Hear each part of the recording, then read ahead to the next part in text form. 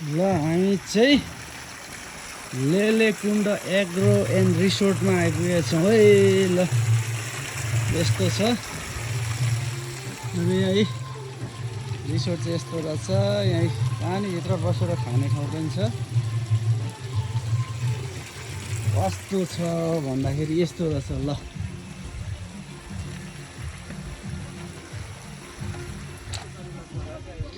बस्ने ठाउँहरू यस्तो छ। लेलेकुण्ड एग्रो एन्ड रिसोर्टको बस्ने ठाउँ यस्तो बनाएको छ। यहाँनिर अलिक टप बनाएर चाहिँ यस्तो 4.5 फिटको यहाँनिर यस्तो स्प्रिङ पनि रहेछ। कस्तो छ नेल्सन? ठिक छ भाइ। ल यहाँनिर छिरेको एकजनाको 200 रुपियाँ रहेछ। यो चाहिँ अब 200 चाहिँ यहाँभित्र पसेको 200 को खाएर फर्किने हो। नखाइ फर्क्यो भने 200 रुपियाँ गयो। टिकट 200 एकजनाको। 200 को चाहिँ अब हामीले जुस खाएर सिधाउनु पर्यो।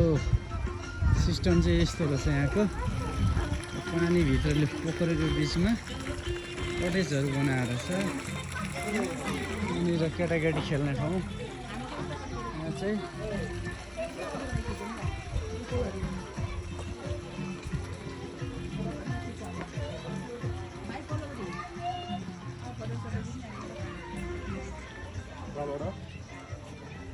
ल घिटघिट त रहेन नि होइन? घिटघिट रहेन। हामी चाहिँ पर के भन्ने ठाउँबाट अहिले कहाँ पुगेर आएको? टौदहबाट चाहिँ यहाँ लेले एग्रो एन्ड रिसोर्टमा आइपुगेको छौँ। यहाँ चाहिँ माथि के छ? यहाँ चढौँ न। यहाँ माथि के रहेछ हेरिदिउँ।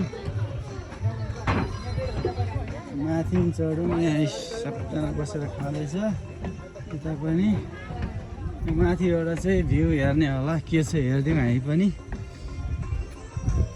ल यस्तो छ यहाँबाट चाहिँ।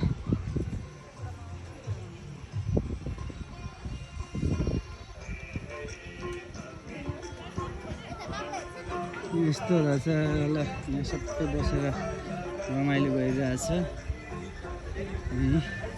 यहाँभित्र चाहिँ बसेर खाने ठाउँ यस्तो रहेछ। ल गुन्द्री रहेछ बसेर खाने ठाउँ ट्याक्कै यहाँ। ल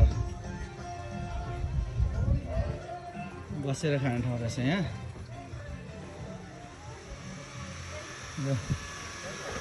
ल यहाँभित्र बसेर खाने ठाउँ रहेछ।